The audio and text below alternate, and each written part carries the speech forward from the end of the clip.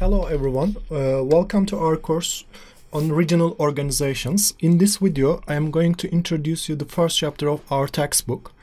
The chapter deals with the definition and general assessment of the international organizations and regionalism. Let's start with the learning outcomes. After you complete this chapter, you will be able to understand the main features of regional organizations, and also you can evaluate the reasons of states to establish or become a member of regional organizations. And finally, you can describe the similarities and differences between the institutional structures and operation of different types of regional organizations. The chapter contains four main titles. The first title deals with the main features of international organizations. Second title addresses what an international organization is. And the third title addresses why international organizations are established. And finally, the final title deals with the question of institutional structures and functioning of regional organizations. Let's start with the main features of international organizations. International organizations are institutional, political, and legal entities. They are generally established by states, and they can refer to other names such as intergovernmental organizations or international governmental organizations.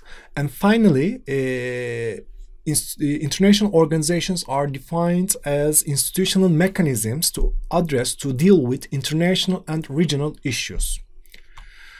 What is an international organization is? International organization is established by an international agreement signed by at least three different states. And these international agreements can be called as constituting documents. They can refer to as, for instance, like statutes, which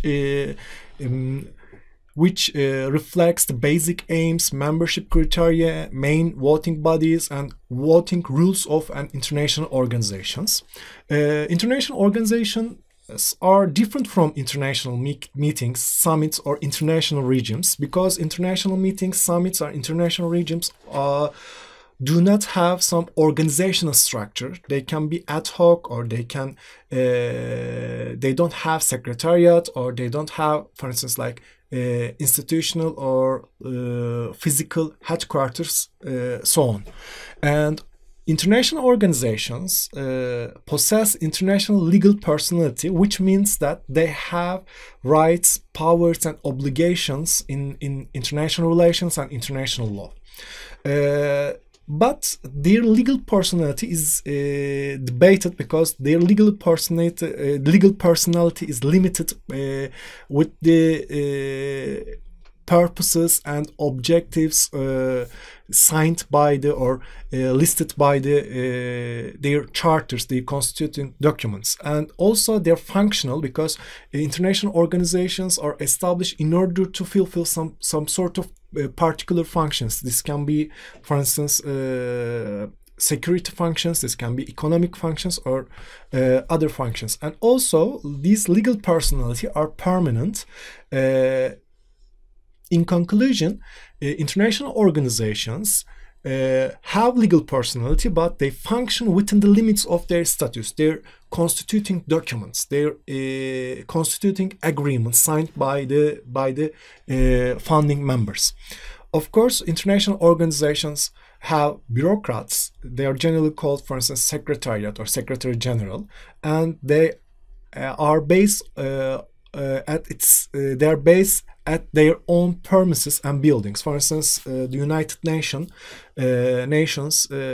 are located in New York City in the United States, and the headquarters of the United Nations are located in New York City. But United Nations have different local branches in different parts of the world. Let's continue with the question of why are they established.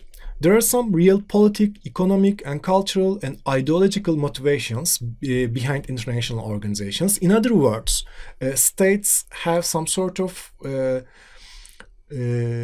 economic, political, and cultural motivations to establish international organizations, to achieve some sort of economic and real politic strategic gains, or in order to achieve or promote some sort of cultural or ideological purposes. International organizations are considered as useful legal and political tools in international politics for states to achieve their foreign policy goals.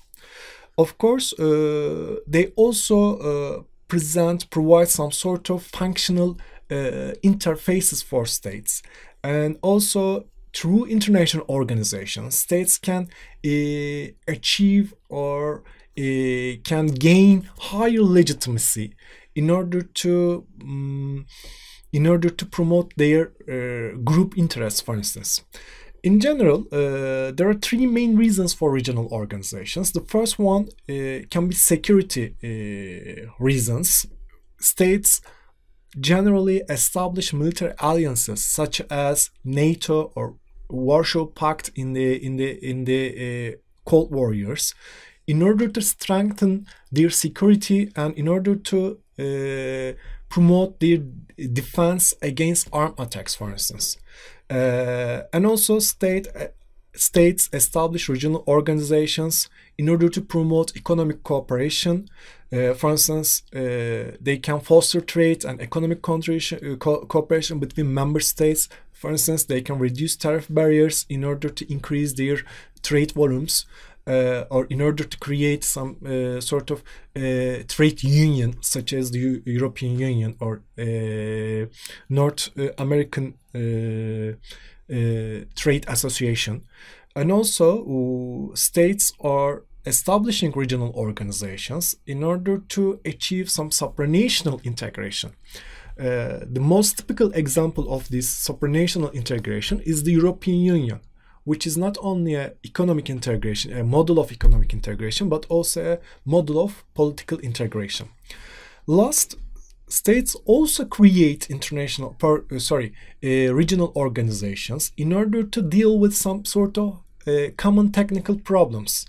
These are generally defined as transborder technical problems, for instance, such as communication issues, such as transportation issues. So in order to deal with these kind of technical issues, states are also creating regional organizations. In terms of the theoretical approaches to regional organizations, we can look at some main theories of international relations. The first one is the realism. As you know, realism generally underlines power, security, and self-help in international politics. So they consider that states are creating regional organizations in order to achieve their search for regional security. On the other hand, liberalism argues that international and regional organizations are established in order to foster cooperation, in order to promote common interests, and and also they are established due to some mutual interdependence between states. Finally, critical theory points out the unequal, uneven, and hegemonic structure of the international relations. So, critical theory argues that regional organizations are generally hegemonic tools of powerful states within that region. Let's move on to final main title, the institutional structure and functioning. In this title, the chapter provides some information about the main bodies and organs of regional organizations, their membership structure, and about information about their voting rights and decision-making procedures, and also budget procedures. And finally, the title deals with some physical aspects of international organizations. In terms of main bodies and organs, generally international organizations have three main bodies. The first one is the Secretariat, which provides and represents the legal personality of the regional organization. They generally deal with the daily activities of regional organization. For instance, in the United Nations, the Secretariat and the Secretary General represents the United Nations personality in international relations. There are also plenary assembly, which refers to the body containing all official representative from all member states. And finally, in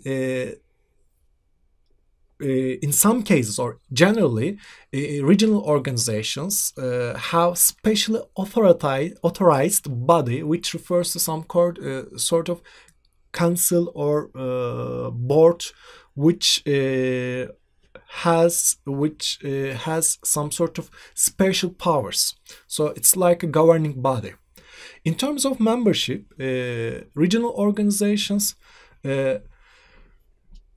are generally based on full membership, but also there are some other types of status in terms of states' participation in regional organizations. These can be observer status. For instance, Turkey is not a full member of African Union, as far as I know, but Turkey has a observer status in the African Union.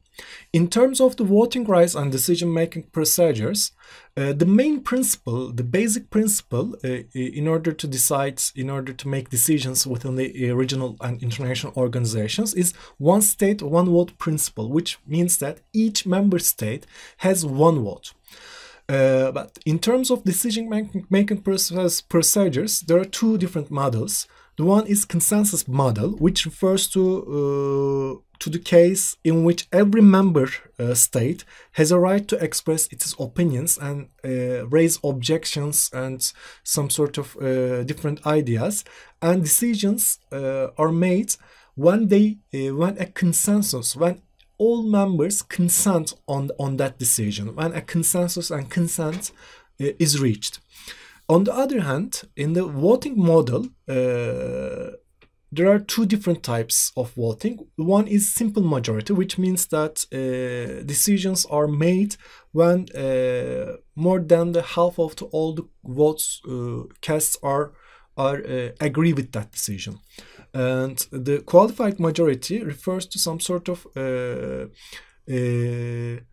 majority which is more than the half of the votes cast. In some cases, for instance, 2/3 of all member states have to decide or have to vote for a particular decision. In terms of budgets, budget refers to some sort of economic or financial in order to supply financial needs of regional organizations. There are two types of budgets. One is the regular budgets, and the other one is the ad hoc budget. Regular budget refers to yearly contribution of each member state and also some regular incomes of regional organizations. Ad hoc budgets are generally raised with the contribution of willing member states. So these are not regular financial contributions. And finally, in terms of building and premises, regional organizations and other international organizations generally have a headquarters in some particular city, a major city, but also they can have, this is not an obligation, but they can have local branches in different member states or in different locations. Thank you for your listening. I should remind you that this is only a brief video, a summary video. So in order to understand all aspects of this chapter, please go and read your textbook. Thank you very much.